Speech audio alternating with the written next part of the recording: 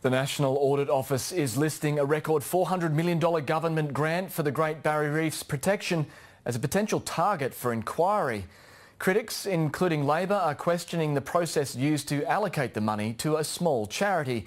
But as National Affairs correspondent Greg Jennett reports, the government insists the organisation will have to account for all of the money it spends in the next 6 years.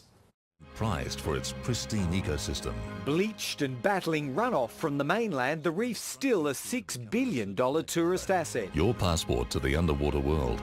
And since April, it's been flush with the promise of cash. This is a big bucket of money that we're putting down because we know how much Australians care about the reef. The funding bucket was the biggest ever single plunge on reef restoration. All $440 million of it went to the Great Barrier Reef Foundation, and with only 2 weeks' notice. I was surprised, but my head didn't go to that.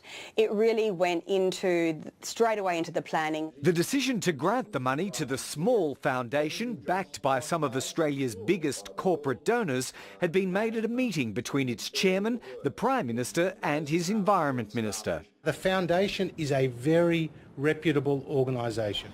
But what was first applauded as a record public investment's now the subject of partisan demands.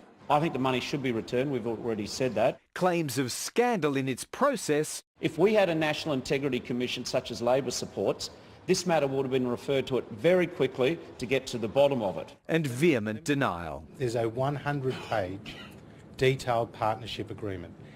This sets out the priorities.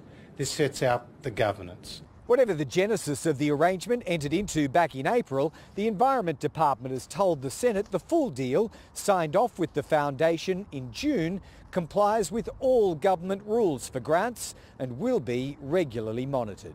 One former senior finance official suggests the government's followed the rules. The process has been unusual, but in governance terms it's entirely legal. Myths like government has to always go and get 3 quotes or always has to go through a procurement process are only that, myths. The Audit Office is already signalling its interest in the Foundation's spending. Greg Jennett, ABC News, Canberra.